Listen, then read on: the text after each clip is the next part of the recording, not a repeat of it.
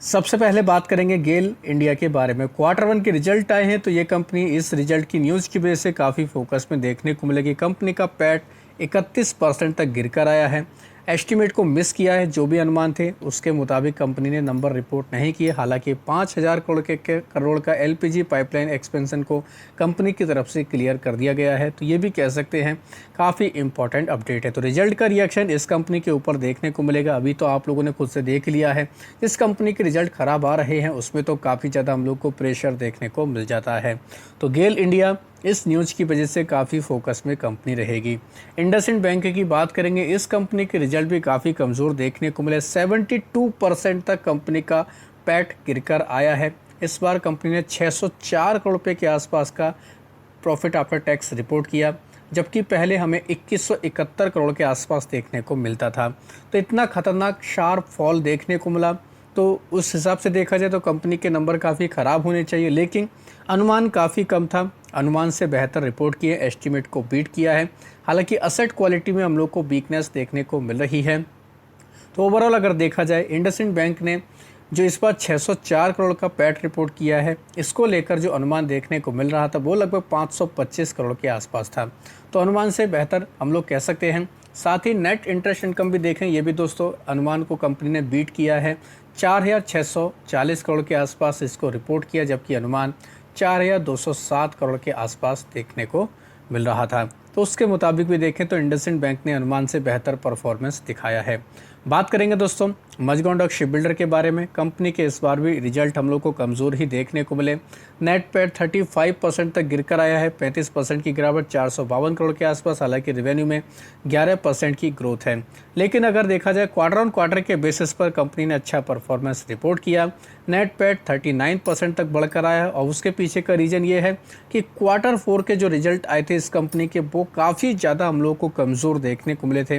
तो उसके मुताबिक इसलिए हम लोग को ये कंपनी के नंबर क्वार्टर ऑन क्वार्टर के बेसिस पर बेहतर देखने को मिल रहे हैं, लेकिन ईयर ऑन ईयर के बेसिस पर काफ़ी कमज़ोर हैं। सबसे इम्पोर्टेंट पॉइंट क्या है दोस्तों, कंपनी के मार्जिन 27.4% से घटकर सीधा हमें दोस्तों 11.4% तक देखने को मिल रहे हैं। तो मार्जिन में काफ़ी ज़्यादा प्रेशर आया है। तो मजगांव डॉक ये कंपनी काफ़ी खबरों में हमें देखने को मिल जाएगी।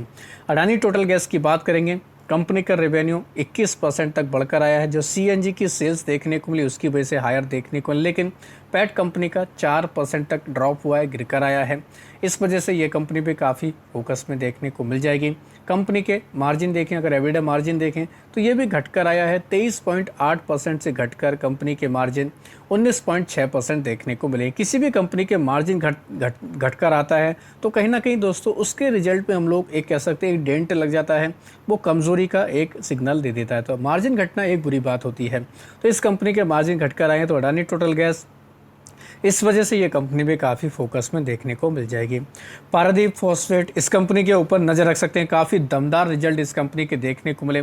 कंपनी का पैट 47x बढ़कर आया है, यानी कि 4,726% की ग्रोथ देखने को मिली। कंपनी के पैट में देखा जाए 5 करोड़ के आसपास कंपनी का पैट था पिछले साल इसी क्वार्टर में, और इस बार कंपनी ने 255 करोड़ रिपोर्ट किया है।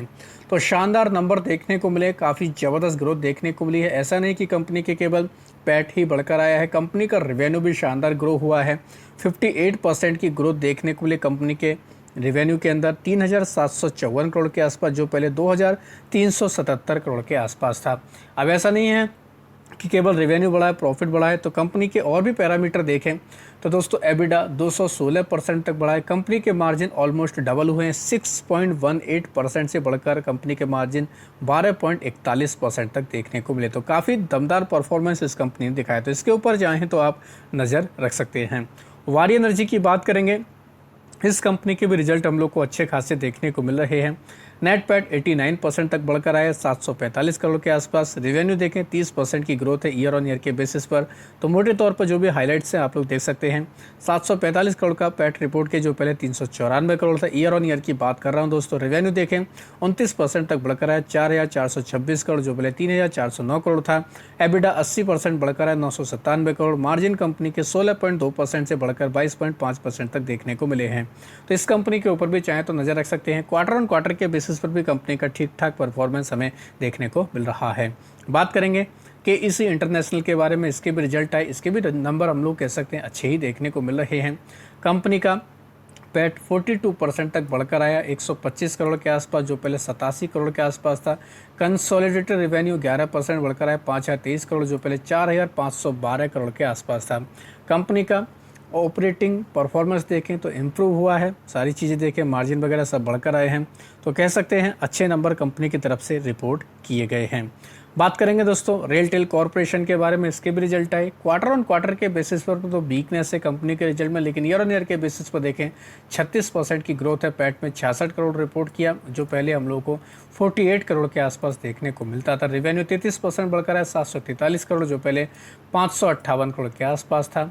एबिडा 28% बढ़कर है। कंपनी के मार्जिन थोड़ा सा घटकर आए हैं, 18.6% से घटकर 17.89% तक कंपनी के मार्जिन देखने को मिले हैं। दोस्तों एक चीज़ का ध्यान रखना है, रिजल्ट आए हैं कंपनी का तो ऐसा नहीं है कि दोस्तों ये कंपनी सीधा रॉकेट बन जाएगी। शॉर्ट टर्म में कुछ भी रिएक्शन होता है, लेकिन लॉन्ग टर्म की स्टोरी काफ़ी इंपॉर्टेंट होती है। तो लॉन्ग टर्म के हिसाब से हर कंपनी के रिजल्ट आप लोगों को स्टडी करना चाहिए। तो लॉन्ग टर्म के हिसाब से देखें तो ठीक ठाक कंपनी ने परफॉर्मेंस दिखाया है। PNC इंफ्राटेक की बात करेंगे, 2957 करोड़ रुपए का इस कंपनी को साउथ ईस्टर्न कोलफील्ड की तरफ से ऑर्डर मिला है। छत्तीसगढ़ में इनको ये काम करना है, तो काफ़ी बड़ा ऑर्डर है, काफ़ी बड़ी वैल्यू देखने को मिल रही है। तो PNC इंफ्राटेक के लिए काफ़ी शानदार न्यूज़ है। बात करेंगे गो डिजिट इंश्योरेंस के बारे में, इसके भी रिजल्ट काफ़ी अच्छे देखने को मिल रहे हैं। पैट 37% तक बढ़कर है, 138 करोड़ के आसपास, जो कह सकते हैं काफ़ी चौंकाने वाले नंबर है। पहले 101 करोड़ के आसपास ये देखने को मिलता था। बाकी ग्रॉस प्रीमियम वगैरह देखें, सब में अच्छा खासा हम लोग को परफॉर्मेंस देखने को मिला है। बात करेंगे ओमैक्स ग्रुप के बारे में, 500 करोड़ रुपये के फंड रेज को लेकर ओक ट्री कैपिटल की तरफ से इनको मंजूरी मिल चुकी है। कंपनी बूस्ट करेगी, प्रोजेक्ट डिलीवरी और एक्सपेंशन को लेकर ये कंपनी काम करेगी, तो कह सकते हैं कहीं ना कहीं कंपनी के लिए इंपॉर्टेंट अपडेट है। टोरेंट फार्मा के भी रिजल्ट आए तो ठीक ठाक नंबर देखने को मिले, 20% तक कंपनी का पैट बढ़कर है, 548 करोड़ के आसपास। ग्लोबल सेल्स में काफ़ी अच्छा मोमेंटम है। रेवेन्यू भी हम लोगों को अच्छा खासा बढ़कर आते हुए देखने को मिला। अगर US बिजनेस की बात की जाए तो काफ़ी अच्छा पैरामीटर पे कंपनी ने नंबर रिपोर्ट किए हैं। मदरसन सुमी वायरिंग के नंबर देखें, मिले जुले हैं, इतना अच्छा कोई परफॉर्मेंस नहीं दिखाया है। बात करेंगे दोस्तों क्वेस कॉर्प के बारे में, इसका भी रिजल्ट आए हैं, तो कोई इतना दमदार तो रिपोर्ट नहीं किए, मिले जुले नंबर इस कंपनी के भी हमें देखने को मिल रहे हैं। साथ ही बजाज हेल्थ केयर की बात करेंगे, इस कंपनी ने नंबर अपने ठीक ठाक रिपोर्ट किए, तो इसके ऊपर आप चाहें तो नज़र रख सकते हैं। बजाज हेल्थ केयर का पैट 66% तक बढ़कर आते हुए हमें देखने को मिला है, जबकि रेवेन्यू देखें तो घटकर आया, मार्जिन भी थोड़ा सा, रेवेन्यू माफी चाहेंगे 13% तक बढ़कर आया है, मार्जिन थोड़ा सा प्रेशर में देखने को मिला, उसके बावजूद कंपनी ने अच्छा खासा मोमेंटम दिखाया, तो इसके ऊपर आप चाहें तो नज़र रख सकते हैं। साथ ही बात करेंगे दोस्तों NTPC ग्रीन एनर्जी के बारे में, इसके भी रिजल्ट आए हैं, इसके भी नंबर हम लोग को अच्छे ही देखने को मिल रहे हैं। पैट 59% तक बढ़कर आया कंपनी का। इसी के साथ साथ देखा जाए स्ट्रॉन्ग परफॉर्मेंस देखने को मिला, जो मार्जिन वगैरह हैं वो भी काफ़ी सुधर कर आए हैं, तो अच्छे नंबर हैं NTPC ग्रीन एनर्जी के, तो इसके ऊपर भी आप चाहें तो नज़र रख सकते हैं। ये कंपनी भी काफ़ी इंपॉर्टेंट हमें देखने को मिल रही है, यानी कि जब से लिस्ट हुई तब से देखा जाए तो इस बार कंपनी ने काफ़ी बेहतर परफॉर्मेंस रिपोर्ट किया है। कंपनी के मार्जिन भी 88.6% पर ही देखने को मिल रहे हैं। एक और कंपनी है जिसका नाम है RPSG वेंचर, इसमें न्यूज़ देखने को मिली, उन्होंने दोस्तों एक एग्रीमेंट किया है ECB के साथ में, एक्वायर करेंगे 70% की हिस्सेदारी एक कंपनी है, तो हम लोग को मैनचेस्टर ओरिजिनल 860 करोड़ रुपये में दोस्तों ये डील होने वाली है, तो ये भी कहीं ना कहीं एक इम्पॉर्टेंट अपडेट है।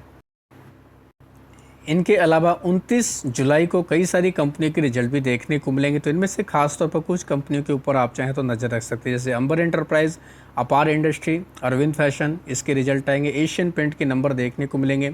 इनके अलावा भारत गियर के भी नंबर आएंगे, साथ ही ब्लू डार्ट के नंबर देखने को मिल जाएंगे, क्राफ्ट्समैन ऑटोमेशन के नंबर आएंगे, दीपक फर्टिलाइज़र के भी हम लोग को नंबर देखने को मिलेंगे, तो इसके ऊपर भी आप चाहें तो नज़र रख सकते हैं।